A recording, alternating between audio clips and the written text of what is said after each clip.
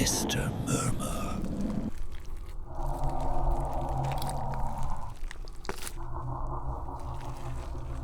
Story 1. Have you ever been alone on a rainy night when the wind screams outside your window and each drop of rain pounding the roof feels like a warning? I used to think nothing like this could ever happen to me, but that night, everything I knew about safety, about my home, about privacy, was shattered completely. I was sitting alone in the living room, the yellow lamp casting blurry light across the old walls, staring out through a rain-streaked window. The rain fell heavily, tapping the glass like a drum, like someone was standing out there, counting the beats. At first, I tried to convince myself it was just the storm, just the wind. But deep down, I felt it. Eyes watching me. A few minutes later, I heard footsteps on the second floor. I knew for a fact nobody was up there. My heart jumped into my throat. Hands trembling, I grabbed my phone, shining its weak light down the hallway. And then I saw it. A dark figure at the end of the hall, head bowed, hood covering its face. I froze, my heart almost stopping. When I pointed the phone at it, the shadow vanished. But the chill crawling up my spine, that didn't go away. I ran down the stairs, locking every door, pulling the curtains tight. The silence that followed was worse than any noise could be. Every raindrop, every gust of wind through the cracks felt like something hiding right around me, waiting for me to let my guard down. Half an hour later, the kitchen window suddenly swung open in the wind, rain splashing across the floor. I ran to it, peering outside. Empty. But on the floor, wet footprints led straight into the living room, stopping just in front of the sofa, then disappearing. My heart raced. Who had been there? Who had stepped into my house while I thought I was safe? I called the police, my voice shaking as I tried to explain everything. The footsteps, the shadow, the footprints. When they arrived and checked the house, they found no signs of forced entry. Locks untouched, no scratches, nothing. Everything perfectly normal. But I knew the truth. The feeling of being watched was still there, and the darkness was holding something no eyes could see. The rain kept pouring all night, and I couldn't sleep. Every time I thought I could calm down, light footsteps echoed again, somewhere above or below, I couldn't tell. Everything was uncertain. Every drop of rain sounded like a stranger's breath. Every noise made my skin crawl. I realized that walls, locks, every safety measure were illusions. Danger always existed, hiding in the quietest corners of the house. The next morning, the rain had slowed to a drizzle. I walked through the house, checking every nook, every closet, every hallway. No signs of intrusion, but the eerie feeling lingered. I looked out at the yard, where those wet footprints had appeared, and understood. Silence can be scarier than any sound.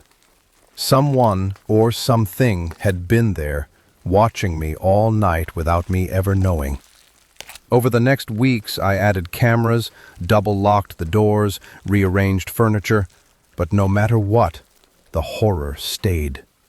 Whenever it rained, I would see the shadow move in the hallway, wet footprints on the floor, faint breathing in the night, reminding me that a safe wall never truly protects you, and darkness always hides the unknown. One night, when heavy rain returned, I woke to a scraping sound on the bedroom window. The faint moonlight revealed a figure standing outside, head bowed, staring directly at me. I froze, my heart nearly stopping. The figure vanished as soon as I opened my eyes fully, leaving a streak of water on the glass, as if proof of a presence that couldn't be explained. In the weeks that followed, every rainy night became a nightmare. The wind, the rain, branches tapping against the windows, all signals that something unseen was near. I no longer walked freely around the house or slept peacefully. Every tiny sound made me jump. I learned one terrifying lesson. Silence is the deadliest enemy. And darkness, the place you think is harmless, can swallow you in an instant. One stormy night, I heard footsteps right in the living room near the sofa, the very place those wet footprints had appeared. Clutching a knife, I shone my light around, but saw nothing. Then a soft, almost whispering breath came from the hallway. I recoiled, back against the wall, too scared to breathe. I knew deep down that a stranger, or something else, was still there, unseen, but very real. Since then, I have never considered my house truly safe. Every storm reminds me, strangers, or the unknown, can exist inside your home, hidden in the dark corners you never notice. Safety is temporary, and fear will always follow. That rainy night taught me a horrifying truth. Secure walls never guarantee real safety, and the unknown can inhabit the quietest corners of your home, waiting for the moment you let your guard down. If you are ever alone, listen closely. Every sound could be a warning, and darkness should never be underestimated. Story 2. Reign of the Dead. Selena's Nightmare. The storm had been relentless for hours. Rain pounded against the crumbling streets, turning every alley into a churning river. I pulled my soaked coat tighter around me, shivering despite the layers, my boots squelching with each step. My name is Selena, and tonight the city felt like a trap. It had started quietly, news of a strange illness spreading through the population, people disappearing, reports of walking dead sightings. No one knew what caused it, no one knew how to stop it. My friends and I had been trying to survive together, sticking close, sharing supplies, moving cautiously from building to building. But tonight, the storm changed everything. We had been holed up in a small corner cafe, hoping to wait out the rain. The wind howled outside, shaking the windows, and the occasional crack of thunder made us jump. I glanced at my friends, Lila, Aaron, Max, and Tessa, all tense, faces pale in the dim glow of the emergency lights. I could feel their fear mingling with my own. A sudden noise, a crash, muffled through the walls, made us freeze. Rain battered the roof, masking the soft shuffle of footsteps. I swallowed hard. "Did you hear that?" I whispered. Max shook his head. "Probably just debris, or the storm," he said, but his voice lacked conviction. We waited, and then we heard it again, a low, guttural moan that seemed to echo from every corner. I felt my stomach twist. This wasn't the storm. The walking dead were out there. We packed what we could carry and moved carefully into the streets. Water rose to our ankles, carrying debris and the reflections of flickering streetlights. Every shadow seemed alive. Every corner held the possibility of death. At first, we tried to stick together, but the storm and the narrow, flooded streets made coordination difficult. Visibility was nearly zero. The rain plastered our hair and coats to our skin, our breath fogging in the cold night air. And then, Max stumbled. I turned to help him and saw it. A figure emerging from the shadows, movements jerky, unnatural. My heart stopped. Its eyes glowed faintly in the storm's dim light, pale and unblinking. Max froze, then screamed, and the figure lunged toward him. I grabbed his arm, pulling him away, but he was gone before I could react. Just like that, dragged into the shadows, swallowed by the storm. I couldn't process it. We all froze, unable to comprehend how quickly our friend had vanished. Tessa whimpered, clutching my arm. "We have to keep moving," she said, voice shaking. We ran. The storm became our ally and our enemy, covering our movements but also blinding us. Every corner of the city became a trap. I felt eyes on us, always watching, as though something or someone knew exactly where we were. By the time we reached an abandoned high-rise, Lila was lagging behind, slipping in the water. I grabbed her hand, but a soft, wet rustle from the stairwell made me recoil. I didn't look, but I knew someone had followed us, or more than one. Inside the building, the air was cold and thick with damp. Water dripped from the ceiling, pooling on the floor. We found an office space to hide, pressing ourselves against the walls, hearts hammering in our chests. Minutes passed like hours. The storm outside raged, and every creak of the old building sounded like a footstep creeping toward us. Then came the first disappearance. Aaron had gone to check the floor below for a safe exit. I called for him, my voice cracking. No response. Then a faint scraping sound. I froze, listening. It stopped. Silence. But when I ran to the stairwell, the steps were empty, and the door at the end of the hall was slightly ajar. No sign of him, just a puddle of rainwater dripping into the floor.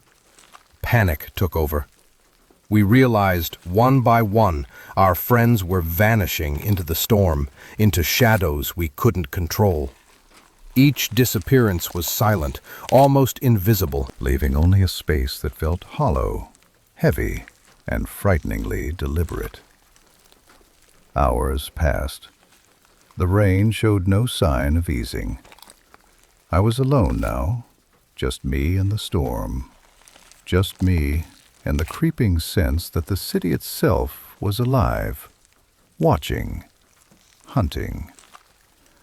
I moved cautiously through the flooded streets, each step uncertain, each shadow a potential threat. And then I saw them.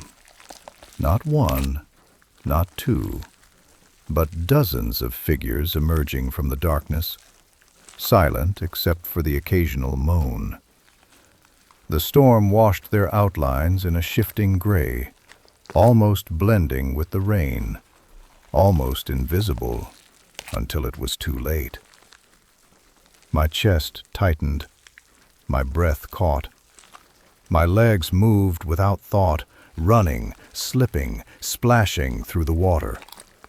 I ducked into a narrow alley, praying for a safe haven, but the alley twisted and turned like a labyrinth. Every corner revealed another figure, every shadow another threat.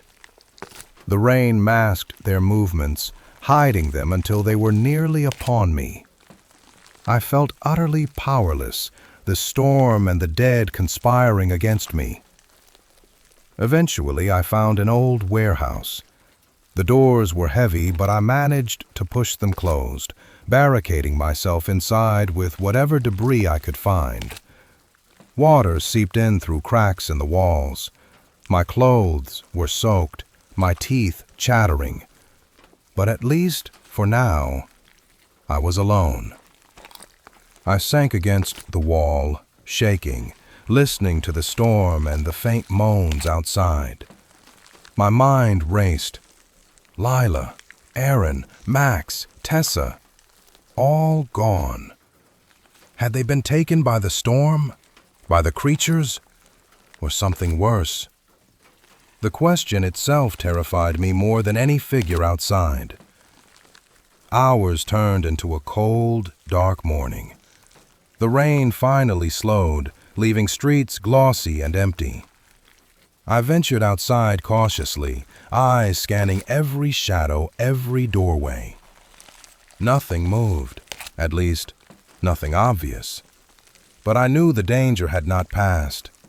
It would return, relentless as the storm. I am Selena. I survived the night. But the city is no longer safe. The storm washes away sound, Hides the hunters, and the dead are patient.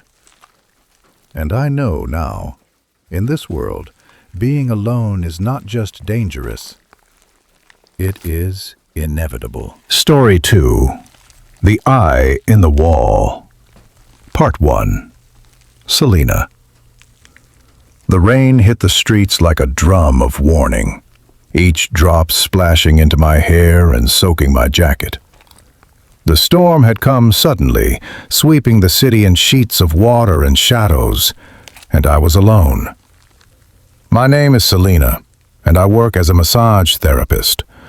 Tonight, I had finished a late shift at the spa, my hands still sore from hours of kneading tired shoulders and aching backs. Normally, the walk home was peaceful, a chance to clear my mind. But tonight, every step I took felt dangerous. From the moment I stepped out of the spa, I sensed it. A presence, faint at first, brushing against the edges of my awareness.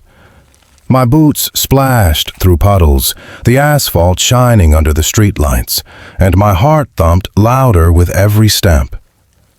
I kept glancing over my shoulder. Nothing, just the blur of rain. But then I saw it, a shadow moving a few streets behind me, keeping pace, yet careful not to be too obvious. I froze mid-step, trying to convince myself I was imagining things. It wasn't imagination.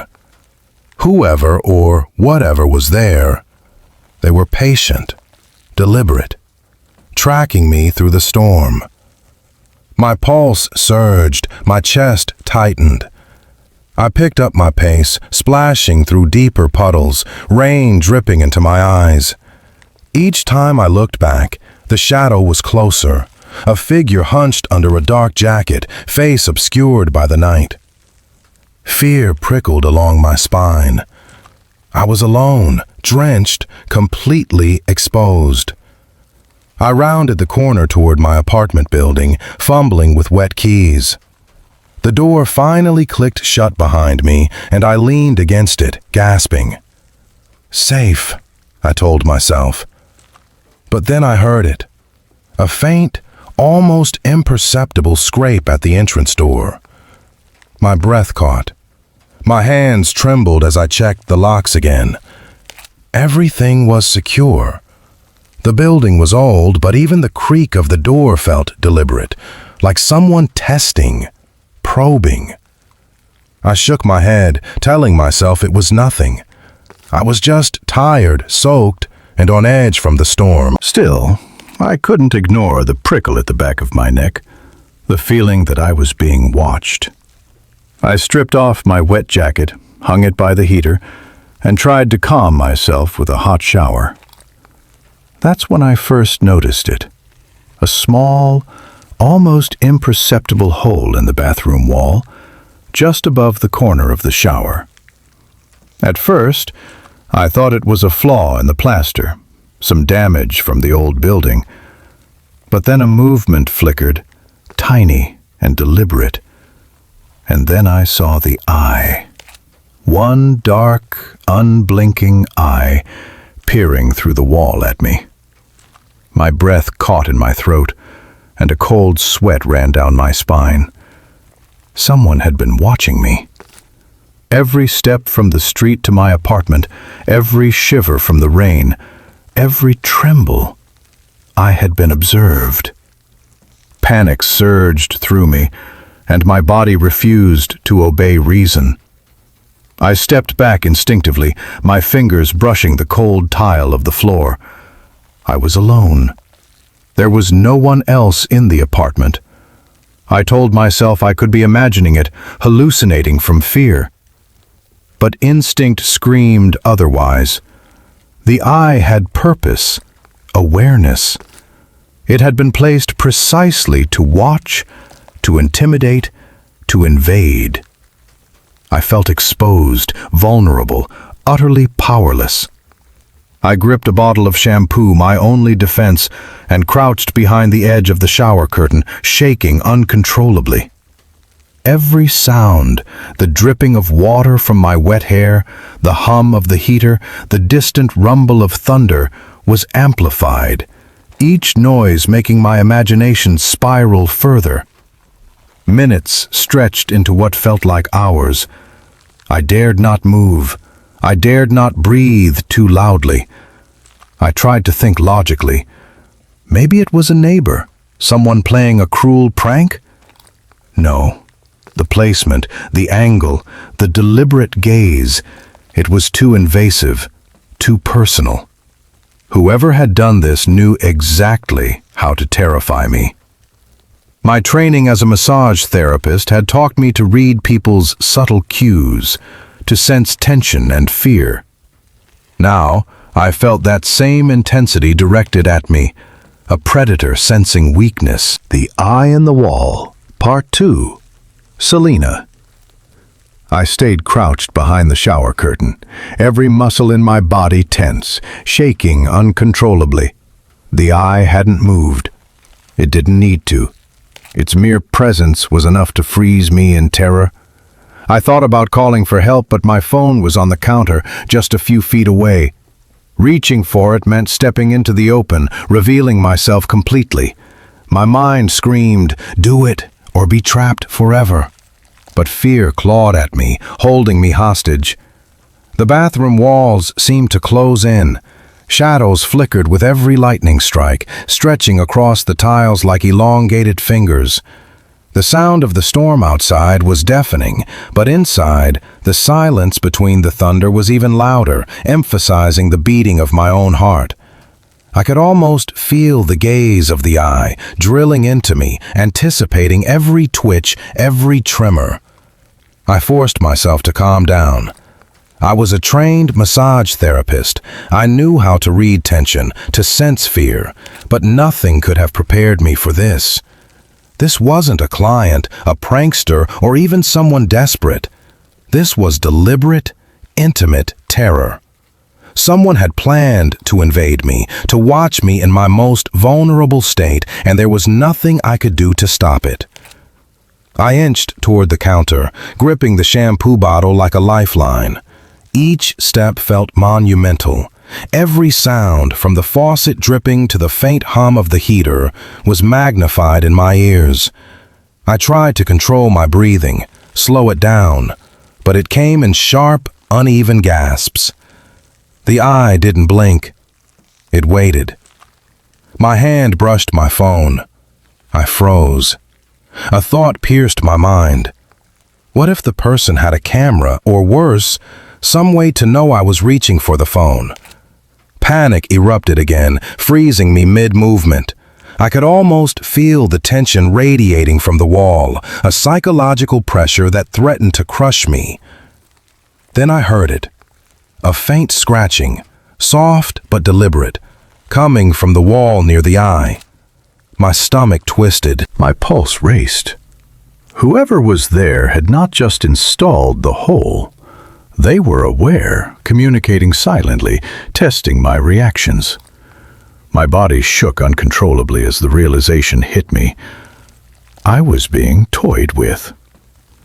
I considered calling the police, but if they arrived, what proof would I have? Only my word, an eye staring at me through a wall. The thought made my hands tremble harder.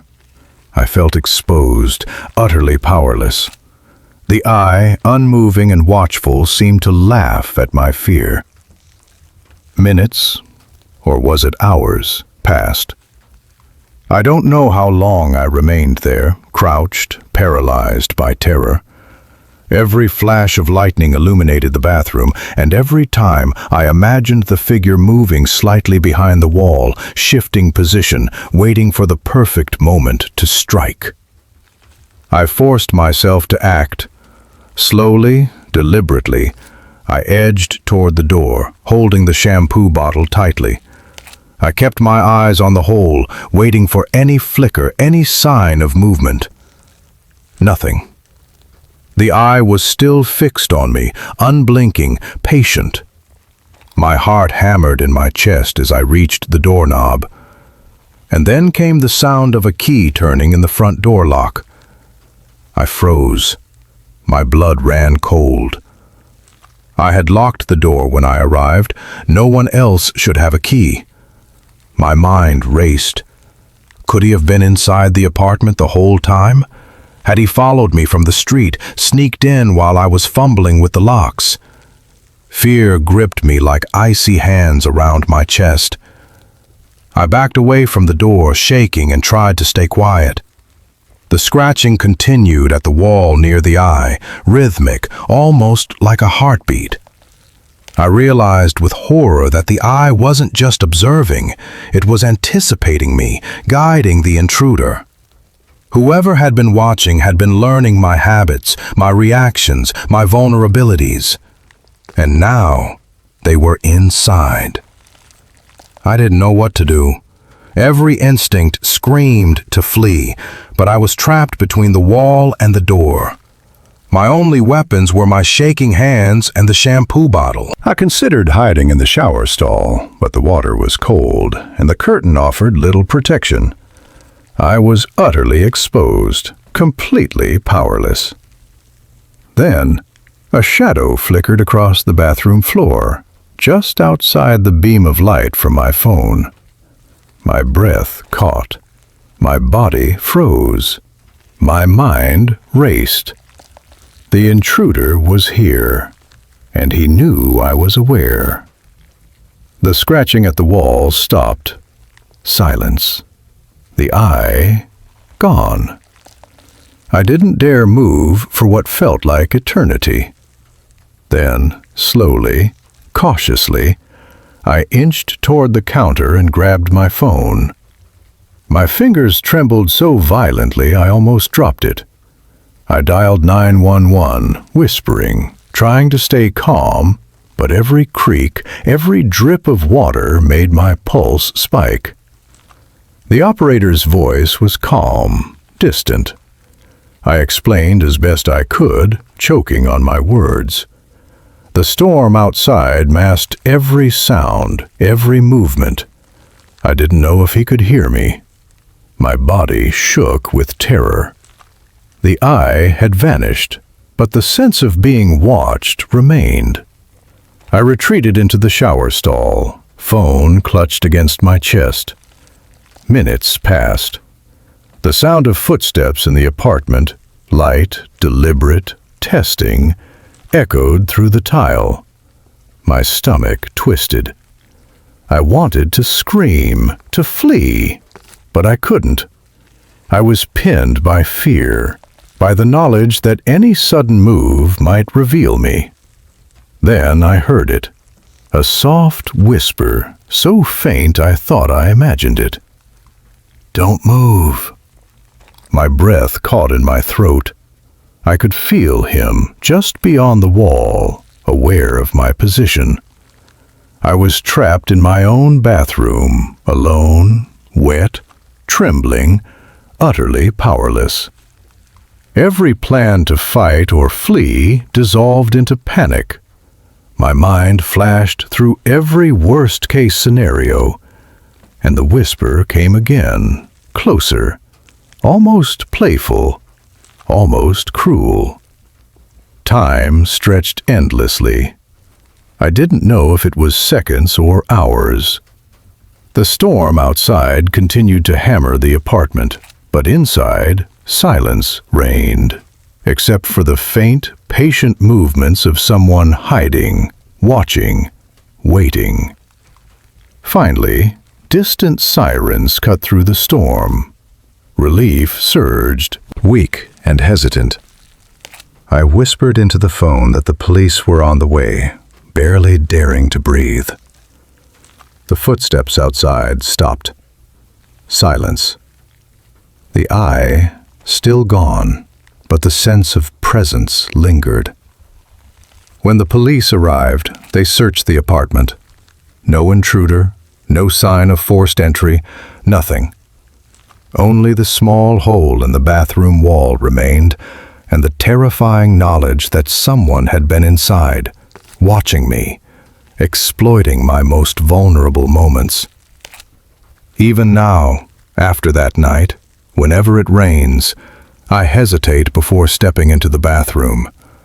I check every corner, every shadow, every reflection. And sometimes, just sometimes, I swear I see a dark eye, patient, unblinking, watching me. I am Selena. I am a massage therapist. I heal others. But on that night, I was helpless, vulnerable, and watched. And I know now, no lock, no door, no wall can truly keep danger away. Story 2. The Basement Shadow. The rain poured down like a relentless waterfall, hammering the tin roof and windows, making my otherwise empty house feel even more isolated. I sat on the sofa, the yellow light from the lamp casting long shadows on the damp wooden floor. The wind howled through the cracks of the windows, and I realized that the silence, too heavy, too absolute, was unnerving. Each raindrop hitting the glass sounded like a drumbeat, rhythmic and ominous, as if someone, or something, was watching me from outside. I decided to check the storage in the basement. The stairs leading down were pitch black, smelling of damp and mildew. Each step I took made the wooden stairs creak, the sound echoing through the empty house. My flashlight flickered, throwing erratic shadows that danced along the walls. I felt something moving in the dark, following my every step. When I opened the basement door, a cold, musty air rushed out. The room was vast and empty except for dusty shelves and cardboard boxes. But then I heard it, a faint, almost imperceptible breathing coming from the far end of the basement. My heart raced. I knew I was alone, yet the sound was undeniable, as if someone, or something, was standing just out of sight, breathing silently, watching me. I gripped the flashlight tighter and moved slowly, shining it into every corner. Nothing. But the chill in my spine refused to dissipate. As I reached the center of the room, I saw it. A dark figure standing motionless, head bowed, vague and shadowy in the weak light. I froze. My hands shook uncontrollably, my mouth dry. I shone the flashlight directly at it, and the figure dissolved into nothingness, leaving only the faint echo of that unnerving breathing moving suddenly around me. Turning back toward the stairs, I realized the basement door had slammed shut on its own. I tried to open it, but it wouldn't budge. Panic surged through me. The only way out was to climb over the railing and escape into the main floor. Rain lashed against me as I stepped outside, my heart pounding, my whole body shivering from cold and fear. Once upstairs, I checked the security cameras. Nothing. No shadows, no footprints, only the relentless sound of the rain outside. Yet the basement haunted my mind. Nights afterward, every trip down the stairs became unbearable. The breathing returned, faint but constant, and the shadowy figure flickered into view at odd angles. Sometimes it was a bent-over silhouette, sometimes a vague hand clinging to the steps, disappearing just as quickly as it appeared.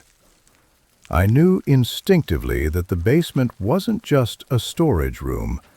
It was a place where something waited, watching, anticipating my next step. One particularly heavy night, I forced myself to descend again. The rain was hammering harder than ever, drumming on the roof and windows like war drums. I clicked on the flashlight and stepped carefully. My heart raced violently with every step. Reaching the middle of the room, the shadow appeared again, closer this time, moving silently, unnervingly. I screamed and ran up the stairs, my flashlight throwing multiple shadows across the walls, multiplying the terror. By the time I burst outside, the basement door had closed and locked behind me.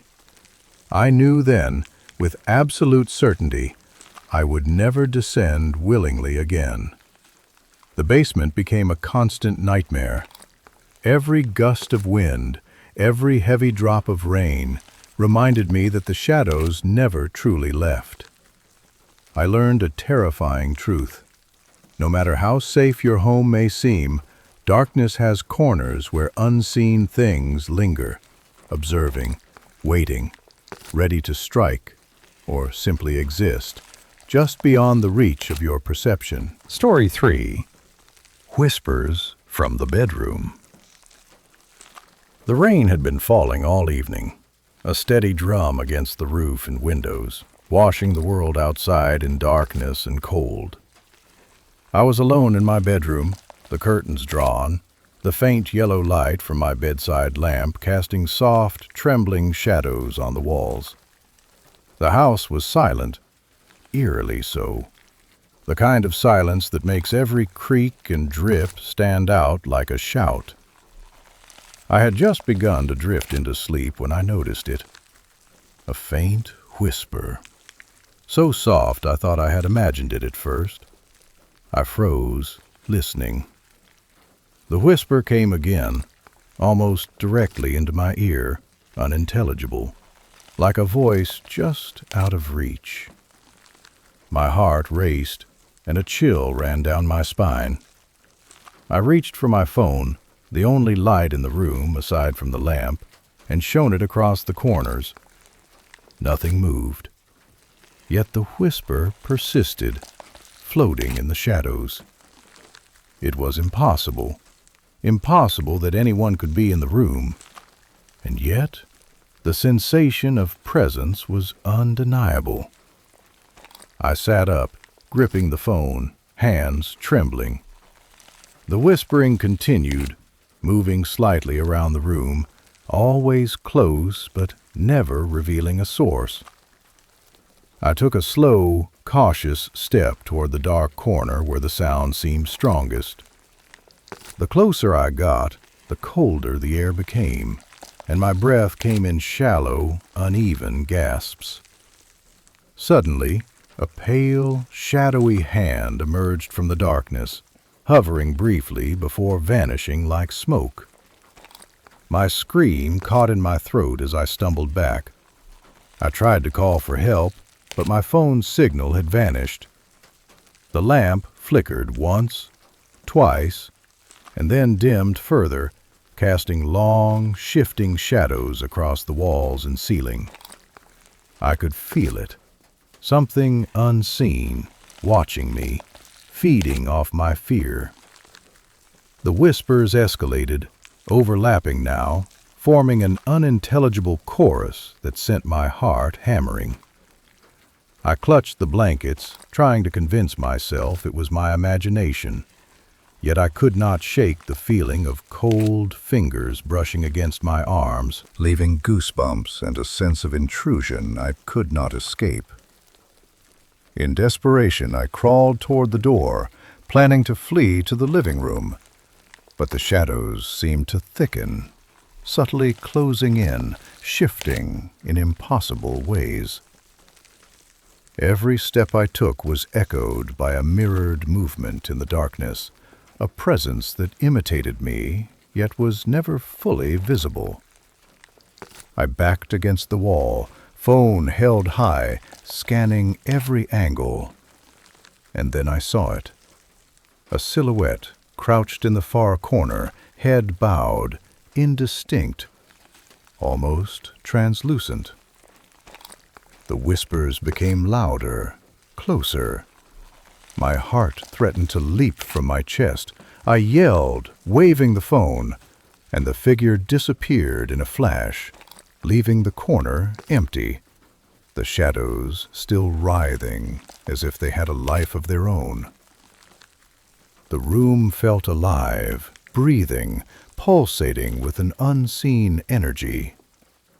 I realized that whatever was here, it didn't need to reveal itself fully to terrify me. It existed in the gaps, the shadows, the moments just beyond my perception. I ran out into the hallway, breathless, the rain beating against the windows, each drop sounding like a knock on the door of my sanity. The house was still empty, silent once again, except for the rain and wind. Yet the terror lingered. Every night after, even with the light on, I would hear whispers in the corners of my bedroom.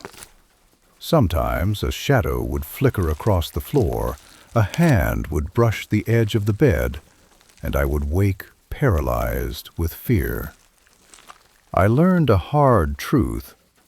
Even in the safety of my own home, closed doors and locked windows were meaningless. The darkness had corners where things waited, things that whispered, watched, and existed just beyond the light, patiently, unrelentingly, until you were forced to acknowledge their presence. Even now, when the rain pounds on the roof and the wind moans through the trees, I cannot shake the feeling that they are still there, watching, waiting, whispering. Story 4. The Attic Visitor. The storm had been raging for hours, the rain hammering the roof and rattling the windows with relentless intensity. I'd been home all day, working quietly at my desk, the house empty and silent except for the constant roar of the storm. By evening, the shadows in the corners of the rooms seemed thicker, the air heavier, as if the storm had brought something with it. I had just finished dinner and was preparing to call it a night when I heard it, a faint scuffling from above. At first, I thought it was just the old house settling, the attic floorboards creaking in protest against the wind. But the sound repeated, deliberate and slow, moving across the ceiling like something pacing. Curiosity battled fear. I grabbed a flashlight and climbed the narrow stairs to the attic. Each step groaned under my weight, echoing through the house. The air grew colder as I ascended, and a musty, almost metallic smell hit my nose. My hand trembled as I opened the attic door, and the beam of light cut through the darkness. The room appeared empty. Old boxes stacked neatly, forgotten furniture covered in sheets, dust motes swirling in the flashlight's beam. Then I felt it, a presence. Something moved just beyond the edge of the light, out of reach, out of sight. A shadow flickered across the far wall. I froze. The scuffling resumed, closer now, coming from the far corner of the attic. My heart pounded in my chest, each beat echoing in my ears louder than the storm outside. I called out, my voice shaking. "Hello? Who's there?" No response, only the scuffling growing louder, circling, as if whatever it was enjoying the fear it was generating. I swung the flashlight toward the sound. Nothing. Just empty space and shadows that seemed to writhe and bend unnaturally. Then it appeared, just for a moment, a figure crouched in the corner, face obscured, staring directly at me. Its eyes, or what I thought were eyes, glimmered faintly in the flashlight's beam. I stumbled back, tripping over a forgotten box. When I looked again, it was gone, leaving only the oppressive darkness and the echo of the storm. I ran down the attic stairs, the beam of the flashlight shaking with every step. The house felt alive now, as if the walls themselves were watching. Each room I passed seemed to stretch longer, the shadows deeper. When I finally reached the living room, I locked the attic door and double-checked it, but the unease remained. Sleep didn't come that night. Every bump, every creak of the old house was amplified in the storm's roar. Every shadow looked like it could move on its own. And from somewhere above me, high in the attic, I could hear it. The slow, deliberate pacing, a whisper of movement that promised it was still there, waiting, watching, patient. In the following days, I avoided the attic completely. I left the light on at night, but the sense of being watched persisted. At random times, I would hear small scuffles or a faint scraping sound from above, always just out of reach. I began noticing things slightly out of place. A box that had been moved, a sheet slightly askew, a cold draft where there should be none. I learned that the attic was no longer just a storage space. It had become a room of its own, inhabited by something unseen, something patient. It waited for the stormy nights, when the rain drowned out my footsteps and the wind masked its movements, to remind me that even the highest, most inaccessible corners of my home were not safe. The first night I tried to sleep with the attic door closed and locked, I thought I heard a whisper. "You can't hide."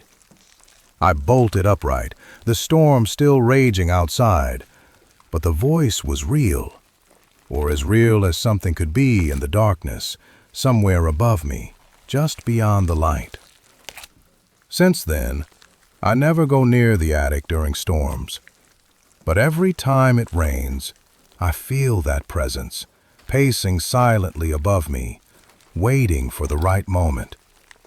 And I know now, it's patient. It never leaves, and it doesn't need to show itself fully to terrify me. Story 5. The Window Watcher.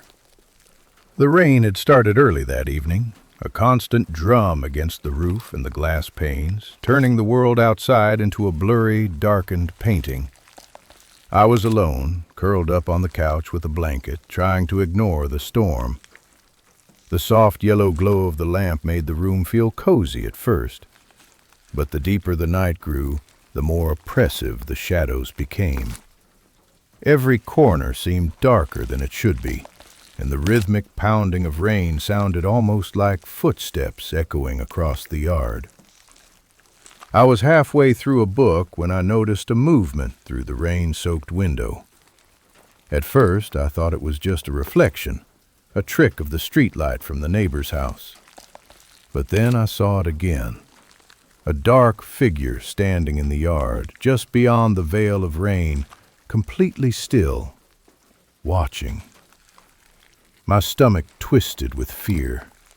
I pressed my face closer to the window, straining to make sense of it, but as soon as I focused, it vanished. I told myself I was imagining things, the storm playing tricks on my mind. I tried to read, tried to convince myself I was safe, but the feeling wouldn't leave.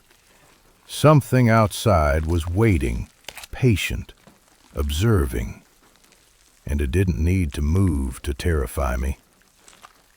Then I heard it, a soft, deliberate tap, tap, tap at the window closest to the living room. My heart jumped into my throat.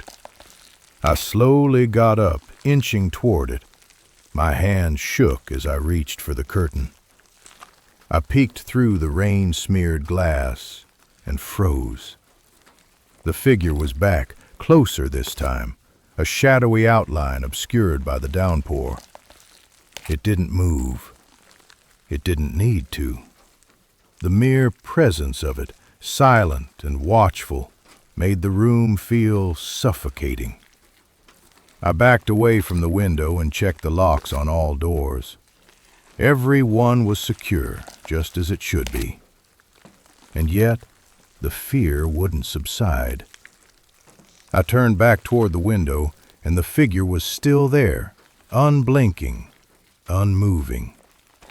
It was almost as if it knew exactly where I was in the room, as if it had been inside the house all along, pretending to linger outside. Minutes passed, hours maybe, I couldn't tell. The rain hammered harder, and with each drop, my anxiety grew. Then came the scratching, slow, deliberate, along the frame of the window. I swallowed hard, trying to steady my shaking hands. I gripped a baseball bat, my last defense, and edged closer. The scratching stopped as suddenly as it began, leaving an unbearable silence in its wake, broken only by the storm outside.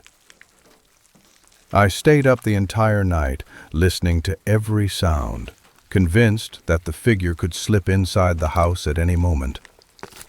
Each shadow in the corner of the room became a potential threat. Each gust of wind seemed like a whisper from outside, a warning. When morning finally came, the yard was empty. The rain had stopped, leaving the world washed clean. But the figure had left a trace, a single muddy footprint on the window ledge, just barely visible.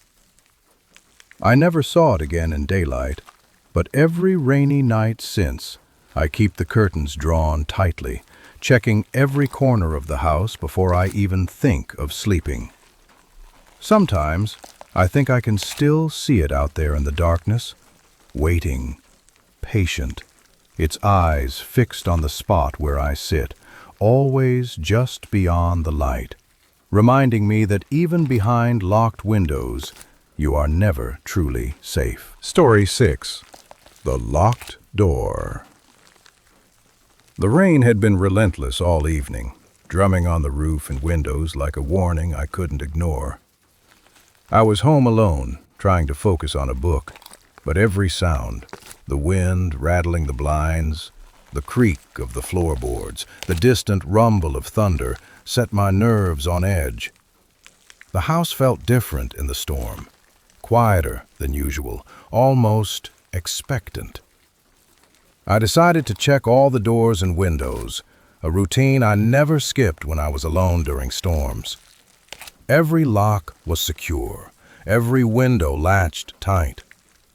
But when I approached the old door at the end of the hallway, the one that led to the small storage closet I rarely used, I froze.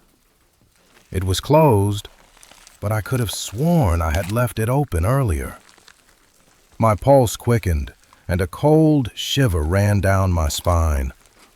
I slowly reached for the knob. The moment my fingers touched it, a faint scratching sound echoed from the other side. I jerked back, heart hammering, scratching, slow and deliberate, as if someone or something was on the other side testing the door.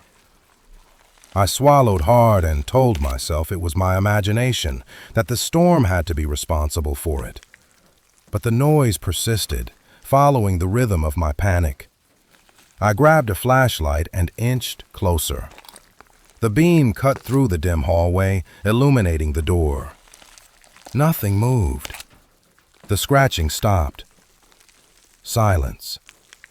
I exhaled, relieved, or so I thought.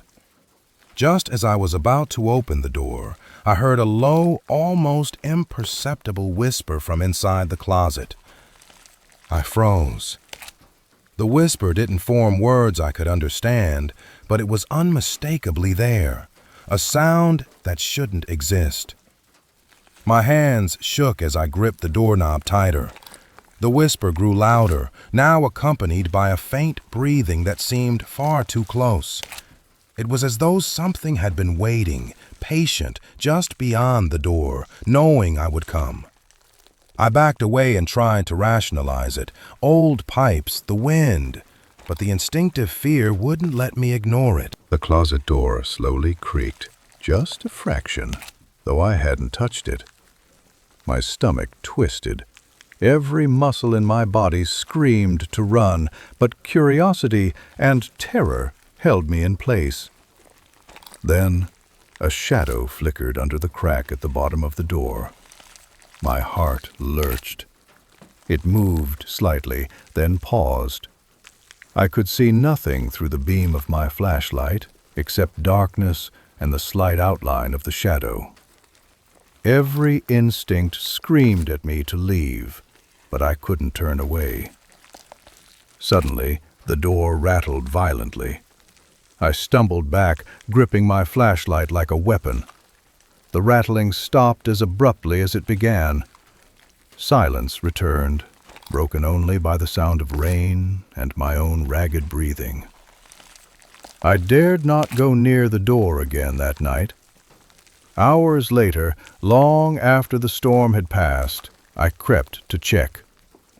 The door was closed and locked exactly as I had left it.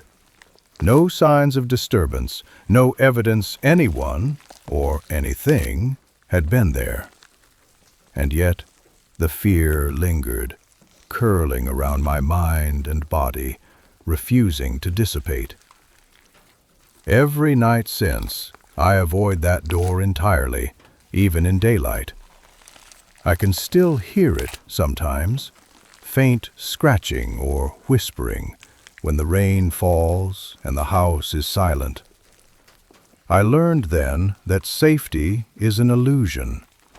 Locks, walls, and closed doors do not always protect you from what waits quietly in the shadows.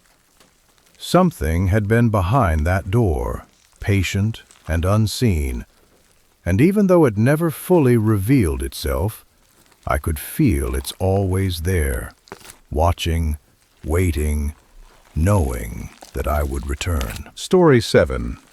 Rain Inside the Walls. A continuous first-person horror story. My name is Mara, and I used to think rain was comforting. When I was little, I'd fall asleep to the sound of storms rolling across the hills, believing thunder was just the sky stretching its arms. But now, whenever clouds gather and the first drop hits the window, I feel my pulse spike and my breath lock in my throat. I learned something the night I moved into that house. Something no one should ever know. Rain can come inside without ever touching the windows. It happened in early autumn, on one of those nights when the world feels too quiet before the storm breaks. I just returned from work, soaked to the bone, pushing the door shut behind me as the downpour thickened. The old wooden house groaned from the wind, the kind of sound that makes you feel like you're living inside a giant's rib cage. I kicked off my wet shoes, wrapped a blanket around my shoulders, and tried to settle down. Living alone was still new to me. Everything felt both freeing and frightening, like I was both the queen of the space and the only witness to its secrets. The storm grew louder until the rain hammered the walls so hard it felt like someone was knocking from outside. I tried to distract myself by making tea, but the kettle barely warmed before a sudden sound froze me. 3 slow taps on the back door. Not rain, not wind. Knuckles. Precise, human, deliberate. I crept toward the kitchen window, which was fogged from the sudden chill. I wiped the glass with my sleeve. Darkness. Nothing but the shape of the yard, swallowed entirely by the heavy rain. My heart pounded so loud, I thought whoever or whatever was outside could hear it. The knocking came again, quieter this time, like the person was leaning close, listening. I whispered to myself that it must be a branch, a loose shutter, anything normal, anything rational. But the sound that followed wasn't rational at all. A faint dragging noise across the porch. Slow and weighty, as though someone drenched was shifting their feet. I shut off the kitchen light and backed away. Maybe they'd think no one was home. Maybe they'd leave. The next sound I heard was not at the door. It came from inside the house. Wet footsteps. I froze, utterly paralyzed. The footsteps were soft, squelching, like bare feet soaked in mud and rainwater pressing into wood. They were coming from the hallway leading to my bedroom. I hadn't heard any door open. I hadn't heard glass break, and yet someone was walking inside. I called out with a voice that didn't feel like mine, shaking and thin. "Who's there?" The footsteps stopped immediately. The silence after felt alive, like the house was holding its breath with me. Then, the steps resumed, slower this time, as though whoever it was had decided to be careful. Careful footsteps are the worst kind, cautious, intentional. The kind made by someone who knows exactly where they are going. I grabbed my phone, desperate to call for help, only to see the signal bar empty. No service. I moved toward the living room, trying to figure out where to hide, when the lights flickered violently. For a brief second, everything turned blue-white from the lightning outside, and the house plunged into a total blackout. The storm swallowed the world. I stood in the living room, unable to hear anything over the pounding rain and my own heartbeat. Then the TV snapped on by itself, glowing with loud static. The sudden noise startled me so badly I dropped my phone. I reached down to grab it, and that's when the screen lit up. A message from an unknown number. "Why did you close the window?" My stomach dropped into a void. Because I hadn't closed it. I hadn't even gone near it. I forced myself to move toward the hallway, every step feeling like a death wish. My bedroom door was shut tight. I never shut it. My hand hovered over the doorknob. I didn't want to touch it. Not because I feared what was behind the door, but because I feared what might suddenly pull it open from the other side. Still, I had to know. I pushed it open. The room was dark except for the faint flash of lightning outside. My window, the one I was sure had been open when I got home, was now fully shut, latched, and beneath it, on the wooden floor, was a small puddle of murky water. Someone had been standing there. Someone drenched. Someone close enough to shut the window from inside. Before I could turn around, something scraped above me, a long, dragging sound right from the attic. I looked up slowly. Someone was crawling across the attic floor, and they were crawling toward the top of the pull-down door. I backed into the hall, shaking so hard my teeth chattered. My brain scrambled for explanations. A raccoon, a stray animal, branches sliding across the roof, anything but the truth I felt deep in my bones. The steps were following mine. When I stopped, they stopped. When I held my breath, the attic seemed to hold its breath too. The attic door shifted, just barely. Then again, and suddenly, with a creaking groan, it pulled open. The ladder unfolded one rung at a time, dripping water onto the floor. Not a leak. It was too much water, too steady. Like someone soaked had just placed their weight on the wooden steps. I ran. My hands fumbled with the front door lock, thunder shaking the walls around me as I tried to escape. But just as I flung the door open, something blocked my path. A person, tall, leaning forward, standing in the storm like they'd been waiting. The rain was so heavy I could only see their outline, but I knew they were facing me, watching me. Lightning flashed, giving me a split-second glimpse, a face too close, expression unreadable, eyes locked on mine. I slammed the door so hard the frame rattled. Then something pressed against the frosted glass window of the door. A cheek, a nose. A breath fogging the pain from the outside. Not leaving, just waiting. My phone vibrated in my hand. Another message. Don't be afraid. I've wanted to see you for so long. I stumbled backward, barely able to breathe. A faint clicking sound echoed through the hallway, too soft to notice at first. Then it grew louder. The front door lock turned, by itself.